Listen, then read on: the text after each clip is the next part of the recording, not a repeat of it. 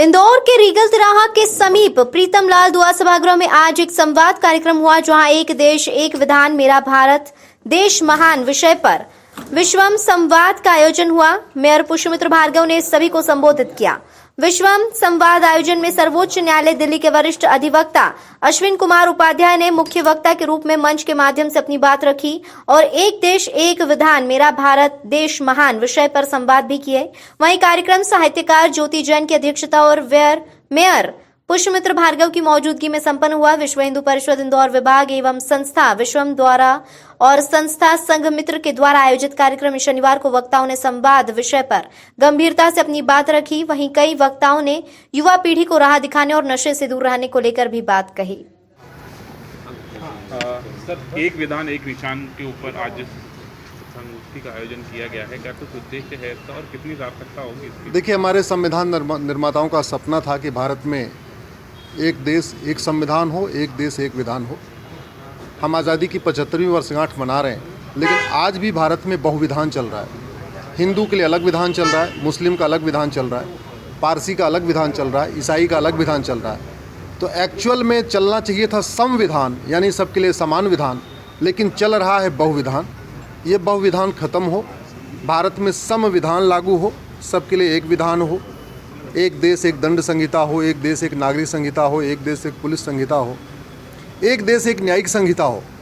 अगर supreme court खुले रात को तो सबके लिए खुले, ना खुले तो किसी के लिए नहीं खुले। ऐसा नहीं होना चाहिए कि अलगाववादियों के लिए, आतंकवादियों के लिए सुप्रीम कोर्ट रात में खुले, लेकिन आम जनता के लिए सुप्रीम कोर्ट कभी रात में न खोले।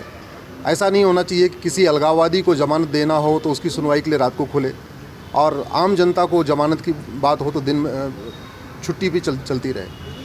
और जो अंग्रेज़ों ने कानून बनाए थे, चाहे 1937 का शरीयत एक्ट बनाया या क्रिश्चियन मैरिज एक्ट बनाया, पारसी मैरिज एक्ट बनाया, अंग्रेज़ों ने डिवाइड एंड रूल के अंतर्गत उनकी एक पॉलिसी थी, उसी लिए उन्होंने कानून बनाया था। देश को लूटने और बांटने के लिए कानून बनाया था। तो सारे अंग्रेज़ी कानून ख़त्म हो, लूटने और बांटने वाले कानून ख़त्म हो। बाद में जो कांग्रेस ने लूटने और बांटने के लिए कानून बनाया, वो कानून भी ख़त्म हो, शरीयत एक्ट भी ख़त्म हो, पारसी मैरिज एक्ट भी ख़त्म हो, क्रिश्चियन मैरिज एक्ट भी ख़त्म हो, और भारत में एक देश एक नागरिक संहिता लागू हो। इसी के लिए हम निकले हुए हैं। आज धर्मनगरी इंदौर में इसी पे कार्यक्रम रखा हुआ है और आज इसी पे हम जनसंवाद करेंगे। यूसीसी को लेकर सर किस तरह के विचार हैं आपके, और क्या ये लागू होने से कुछ लोगों को आपत्ति भी? यूसीसी किसी पॉलिटिकल पार्टी का मुद्दा नहीं है। यूसीसी तो जब बीजेपी की स्थापना नहीं हुई उसके पहले से संविधान में है। इनफैक्ट यूसीसी जब जनसंघ नहीं बना उसके पहले से संविधान में है। यूसीसी की उम्र मोदी जी से 2 साल बड़ी है। मोदी जी 1950 में पैदा हुए, यूसीसी हमारे संविधान 1948 में आ गया। तो इसका मतलब यूसीसी लागू करना हमारे संविधान निर्माताओं की मंशा थी, पटेल की मंशा थी, डॉक्टर अंबेडकर की मंशा थी, श्यामा प्रसाद मुखर्जी की मंशा थी, और यूसीसी के ऊपर तो इनफैक्ट नेहरू जी ने भी साइन किया हुआ था। आज कोई पॉलिटिकल पार्टी या कांग्रेस या उसके सहयोगी दल अगर यूसीसी का विरोध कर रहे हैं तो इनफैक्ट वो अपना खुद मजाक बना रहे हैं। भारत के संविधान निर्माताओं की मंशा थी कि भारत में एक देश एक नागरिक संहिता हो। दुनिया के जितने भी सेकुलर देश हैं वहाँ एक देश एक नागरिक संहिता है, इसलिए भारत में भी होना चाहिए। जहाँ तक बात आई फ़ायदे का, तो यूसीसी से हिंदुओं को कोई फ़ायदा नहीं है। यूसीसी का जो सबसे बड़ा फ़ायदा है वो हमारी मुस्लिम बेटियों को होगा। शादी विवाह की उम्र समान हो जाएगी, इसका फ़ायदा मुस्लिम बेटियों को मिलेगा। गुजारा भत्ता सबको मिलेगा, इसका फ़ायदा मुस्लिम बेटियों को मिलेगा। Grounds of divorce, procedure of divorce सबके लिए कॉमन हो जाएगा, इसका फ़ायदा भी मुस्लिम बेटियों को मिलेगा। बच्चा गोद लेने का अधिकार मिल जाएगा, इसका फ़ायदा भी मुस्लिम बेटियों को मिलेगा। भरण पोषण का अधिकार सबको मिलेगा, इसका फ़ायदा मुस्लिम बेटियों को मिलेगा। विरासत का और वसीयत का एक समान अधिकार हो जाएगा, इसका फ़ायदा मुस्लिम बेटियों को मिलेगा। एक पति एक पत्नी का नियम लागू होगा, इसका फ़ायदा भी मुस्लिम बेटियों को लागू होगा।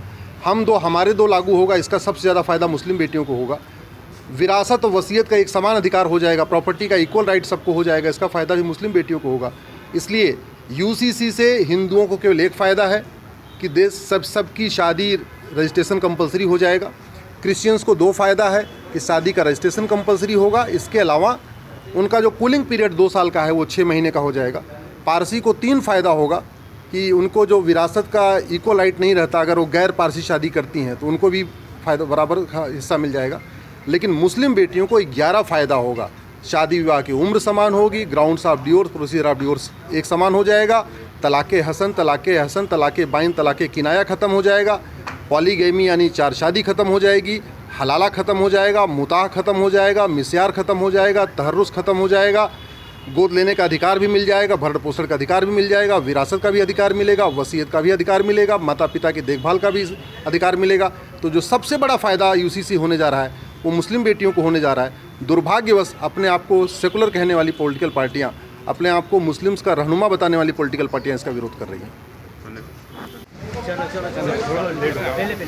इसके बाद कर लो। लेट हो, उन्होंने तो दिया। अरे कार्यक्रम ही लेट हो, लोग बैठे हैं। प्रोग्राम प्रोग्राम पे तो अश्विनी जी ने बोल दिया।